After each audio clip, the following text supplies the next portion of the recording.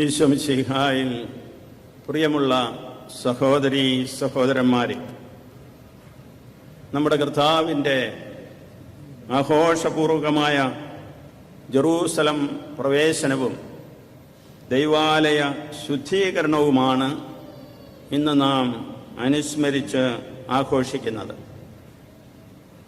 3 വർഷത്തെ പരസ്യ ജീവിതത്തിൽ കർത്താവ് ചെയ്ത എല്ലാ നന്മകൾക്കുമായി ജനം ആഹ്ലാദപൂർവം അവിടുത്തെ സ്വീകരിക്കുന്നു, അവിടുത്തേക്ക് ഓശാന പാടുന്നു. ദൈവരാജ്യത്തിൻ്റെ സന്ദേശം, അത്ഭുതകരമായ രോഗശാന്തികൾ, പാപമോചന ശുശ്രൂഷ, അഭംവർദ്ധിക്കൽ പോലെയുള്ള അത്ഭുതങ്ങൾ, പാവങ്ങളോടും അഗതികളോടുമുള്ള ആശ്വാസവാക്കുകളും പ്രവൃത്തികളും എല്ലാം സാധാരണ ജനസമൂഹത്തെ ഈശോയിലേക്ക് ആകർഷിച്ചു. ഒരു വലിയ പ്രവാചകനെ അവർ അവിടുന്ന് കണ്ടു. ഈ ഒരു പ്രചോദനമാണ് ഓശാനയിലെ ആഹ്ലാദപൂർവമായ വരവേൽപ്പിൽ നമ്മൾ കാണുന്നത്. ഈ ഓശാന ഞായറാഴ്ച സംഭവിച്ചവയെല്ലാം പിന്നീട് നടക്കാനിരുന്ന കർത്താവിൻ്റെ പീഡാസഹനത്തിൻ്റെയും മരണത്തിൻ്റെയും ഉത്ഥാനത്തിൻ്റെയും ഒരു ട്രെയിലർ അഥവാ പൂർവദർശനമായിട്ട് നമുക്ക് കാണാവുന്നതാണ്. ഒരു സിനിമയുടെ തിരക്കഥ ട്രെയിലറായി അവതരിപ്പിക്കുന്ന രീതി നമുക്കറിയാം. അത് പരസ്യത്തിനായിട്ട് ചെയ്യുന്നതാണ്.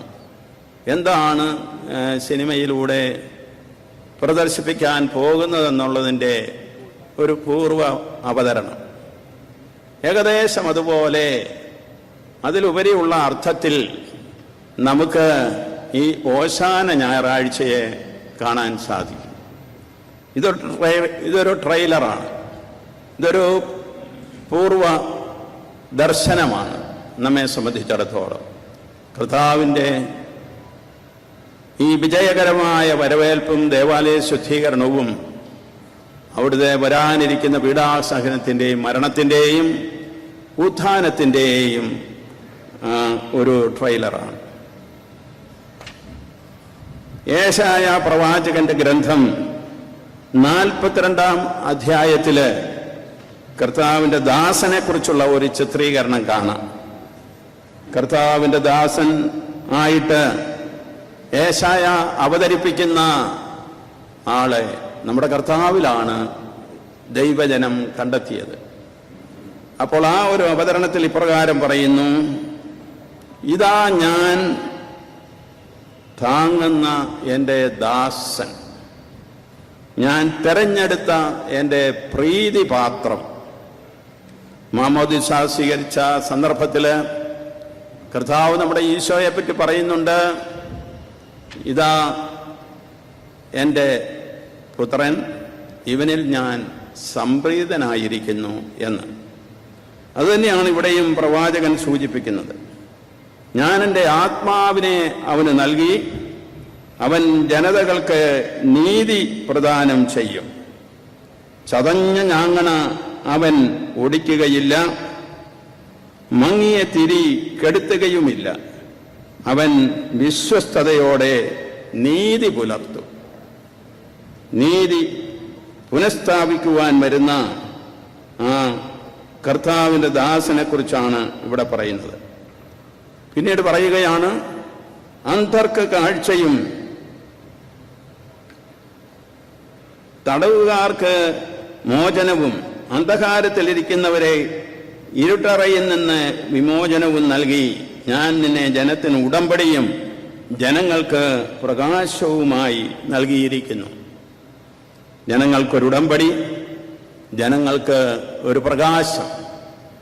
ഇത് തന്നെ ഇസ്രായേൽ ജനം അവരുടെ അവശിഷ്ടമായ യഹൂദരിൽ ഒരു നല്ല വിഭാഗം കർത്താവിൽ കണ്ടു. അതുകൊണ്ടാണ് അവർ ഈ കർത്താവിൻ്റെ ദാസനെ സ്വീകരിക്കുന്നത്, ആഹ്ലാദപൂർവം അവരുടെ സർവസ്വവുമായി ജെറൂസലം ദേവാലയത്തിലേക്ക് ആനയിക്കുന്നത്. ഇപ്രകാരമുള്ള ആ ദൈവത്തിൻ്റെ മഹത്വം നമ്മുടെ കർത്താവിലൂടെ പ്രകാശിതമായപ്പോൾ പ്രവാചകൻ പറയുകയാണ്, കർത്താവിനൊരു പുതിയ ഗീതമാലപിക്കുവിൻ, ഭൂമിയുടെ അതിർത്തികളിൽ നിന്ന് അവിടുത്തെ മഹത്വം പ്രകീർത്തിക്കുവിൻ.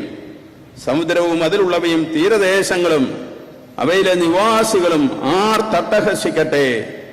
മരുഭൂമിയും അതിലെ നഗരങ്ങളും കേദാർ അധിവസിക്കുന്ന ഗ്രാമങ്ങളും സ്വരമുയർത്തട്ടെ. ഇപ്രകാരമുള്ള ഒരു ആഹ്ലാദ പ്രകാശനം നമ്മളിപ്പോൾ ഓശാനയിൽ കാണുന്നു. എന്നാൽ പിന്നീട് പ്രവാചകൻ അതേ അധ്യായത്തിൽ 18 മുതലുള്ള വാക്യങ്ങളിൽ പറയുകയാണ്, ബധിരരെ കേൾക്കുവിൻ, അന്ധരെ നോക്കിക്കാണുവിൻ, എൻ്റെ ദാസനല്ലാതെ ആരുണ്ട് കുരുടനായി. ഇവിടെ ദാസൻ എന്ന് പറയുന്നത് കർത്താവിൻ്റെ ദാസനിൽ നിന്ന് മാറി ഇസ്രായേലിലേക്ക് പ്രവാചകൻ മാറുകയാണ്. ഇസ്രായേൽ കുരുടനായി, കാഴ്ച നഷ്ടപ്പെട്ടവനായി, അവന് പ്രകാശം നഷ്ടപ്പെട്ടു. കാരണം അവൻ ദൈവത്തിൽ നിന്നാകുന്നു, അവൻ തിന്മ ചെയ്തു. ഈ ജനത്തെ ഞാൻ എന്തിനോട് ഉപമിക്കുമെന്ന് പറഞ്ഞിട്ട് ചോദിക്കുകയാണ്, കർത്താവ് തൻ്റെ നീതിയെ പ്രതി നിയമത്തെ ഉത്കൃഷ്ടമാക്കാനും മഹത്വപ്പെടുത്തുവാനും പ്രീതി കാണിച്ചു. എന്നാൽ മോഷണത്തിനും കവർച്ചയ്ക്കും അധീനമായ ഒരു ജനമാണിത്. അവർ ഗുഹകളിൽ കുടുങ്ങുകയും കാരാഗ്രഹത്തിൽ അടയ്ക്കപ്പെടുകയും ചെയ്തു. അപ്പോൾ നാം ഓരോരുത്തരും ഇതിൽ സൂചിപ്പിക്കപ്പെടുന്നുണ്ട്. ദൈവത്തിൻ്റെ ജനം കാരാഗ്രഹത്തിൽ അടയ്ക്കപ്പെട്ടതുപോലെ, ഇരുട്ടറയിൽ കഴിയുന്നത് പോലെ ആയിരിക്കുന്നു. അതിനാൽ അവരെ വിമോചിപ്പിക്കുന്നതിന് വേണ്ടി കർത്താവിൻ്റെ ദാസൻ ഇതാ വരുന്നു എന്നാണ് പ്രവാചകൻ സൂചിപ്പിക്കുന്നത്. ഇതിൻ്റെ പൂർത്തീകരണമാണ് ഇസ്രായേൽ ജനം. ഞാൻ സൂചിപ്പിച്ചതുപോലെ അന്നത്തെ യഹൂദ ജനത്തിൽ ഒരു വലിയ വിഭാഗം കർത്താവിൽ കണ്ടത്. എന്നാൽ നമുക്കറിയാം, ഇപ്രകാരമുള്ള കർത്താവിൻ്റെ വരവേൽപ്പ് നടക്കുമ്പോൾ കർത്താവിനെ തിരസ്കരിക്കുന്ന ഇസ്രായേലിനെ പോലെ, അവരുടെ പ്രതിനിധികൾ എന്നതുപോലെ കർത്താവിനെതിരായിട്ട് അവരുടെ ചിന്തകൾ ഉണർത്തുന്ന ഒരു വിഭാഗത്തെ നമ്മൾ കാണാം. ഫരിസേയ പ്രമാണികളും നിയമജ്ഞരും പുരോഹിത പ്രമുഖരും. ഇവരെക്കുറിച്ച് എല്ലാ സുവിശേഷത്തിലും പറയുന്നുണ്ട്. കർത്താവിന് ജനങ്ങൾ ഓശാന പാടുമ്പോൾ, കുട്ടികൾ ആർത്തട്ടഹസിക്കുമ്പോൾ അവർ രോഷാകുലരായി ചോദിക്കുകയാണ് കർത്താവിനോട്, ഇവർ കാണിക്കുന്നതെല്ലാം നീ കാണുന്നില്ലേ? അപ്പോൾ കർത്താവ് എന്താണ് അവരോട് പറഞ്ഞതെന്ന് നമ്മൾ കേട്ടു. ശിശുക്കളുടെയും മുല കുടിക്കുന്നവരുടെയും അധരങ്ങളിൽ നീ സ്തുതി ഒരുക്കിയെന്ന് നിങ്ങൾ വായിച്ചിട്ടില്ലേ? ഇതിപ്പോൾ ഓശാന പാടാനുള്ള സമയം തന്നെയാണ് എന്ന്. വിശുദ്ധ മർക്കോസ് എഴുതിയ സുവിശേഷത്തിൽ കർത്താവിൻ്റെ ദേവാലയ ശുദ്ധീകരണം കണ്ട പുരോഹിതന്മാരും നിയമജനും അവനെ നശിപ്പിക്കാൻ മാർഗമന്വേഷിച്ചു എന്നാണ് രേഖപ്പെടുത്തിയിരിക്കുന്നത്. കാരണം ഈശോയെ അവർ ഭയപ്പെട്ടു. അവിടുത്തെ പ്രബോധനങ്ങളെക്കുറിച്ച് ജനങ്ങളെല്ലാം വിസ്മയിച്ചിരുന്നു. നിക്ഷിപ്ത താല്പര്യങ്ങൾക്ക് വേണ്ടി നിലകൊണ്ടിരുന്ന ഫരിസേയരും ജനപ്രമാണികളും പുരോഹിതരുമാണ് ഈശോയ്ക്ക് ലഭിച്ച അംഗീകാരത്തിനും ജനങ്ങളുടെ സ്വീകരണത്തിനുമെതിരെ തങ്ങളുടെ ഗൂഢാലോചനകൾ ആരംഭിച്ചത്. അവിടുത്തെ വധിക്കുവാൻ തീരുമാനമെടുത്തത്. ഇന്നും നന്മ ചെയ്യുന്നവർക്ക് ഭീഷണികൾ എവിടെയുമുണ്ട്. ദരിദ്രരുടെയും ചൂഷിതരുടെയും വിമോചനത്തിന് വേണ്ടി പ്രവർത്തിക്കുന്ന എത്രയോ ആളുകൾ ഇന്നും ആക്രമിക്കപ്പെടുകയും വധിക്കപ്പെടുകയും ചെയ്യുന്നു. വാഴ്ത്തപ്പെട്ട റാണി മരിയാമ്മയുടെ സാക്ഷ്യം നമ്മുടെ മനസ്സിലുണ്ടല്ലോ. സമൂഹത്തിൽ ആരുടെയെങ്കിലും വിജയം തങ്ങളുടെ വിജയത്തിന് വിലങ്ങുതടിയാകുമെന്ന് ഭയന്ന് ആക്രമണങ്ങളും മർദ്ദനമുറകളും അഴിച്ചുവിടുന്നവർ ഇന്നുമുണ്ട്. കുടുംബങ്ങൾക്കിടയിലെ കുടിപ്പക മുതൽ രാജ്യങ്ങൾ തമ്മിലുള്ള യുദ്ധം വരെ ഇത്തരം സംഭവങ്ങൾക്ക് ഉദാഹരണങ്ങളാണ്. റഷ്യയും ഉക്രൈനും യുദ്ധത്തിനാണല്ലോ. It is a war of attrition. War of attrition എന്ന് പറഞ്ഞാൽ ഓരോരുത്തരുടെയും സംരക്ഷണത്തിനും ഉയർച്ചയ്ക്കും വേണ്ടി അവരെ ശത്രുവായി കരുതി ദ്രോഹിക്കുക. അതാണ് ഈ യുദ്ധത്തിൽ നമ്മൾ കാണുന്നത്. ഒരു രാജ്യത്തിൻ്റെ മേൽക്കോയ്മയ്ക്ക് അയൽ രാജ്യം ഭീഷണിയാകുന്നുവോ എന്ന സംശയമാണ് ഈ യുക്രൈനിലെ യുദ്ധത്തിൻ്റെയും പിന്നിലെ ഛേദോവികാരം. ഈ യുദ്ധം ഇതിനകം എത്രയോ പേരുടെ ജീവൻ ഒടുക്കി. ആസൂത്രിതമായ കുൽസിത പ്രവർത്തനങ്ങൾ മൂലം നിരപരാധികളും പ്രതിരോധശേഷി കുറഞ്ഞവരുമാണ് കൂടുതൽ നാശനഷ്ടങ്ങൾക്ക് വിധേയരാകുന്നത്. ഏതൊരക്രമത്തിലും ഇത് നമ്മൾ കാണുന്നു. കർത്താവ് എതിർത്ത ചൂഷണം ഇന്ന് പല പല രീതികളിൽ സമൂഹത്തിൽ തുടരുന്നു എന്ന് നമുക്കറിയാം. അവയ്ക്കെതിരെ മുൻകരുതലുകൾ എടുക്കുവാനും പ്രതികരിക്കാനും പ്രവർത്തിക്കാനും നാം ഏവരും തയ്യാറാകണം. കാരുണ്യവാനായ കർത്താവ് ചൂഷണം ചെയ്യുന്നവർക്ക് രക്ഷ നൽകുന്നവനാണ്.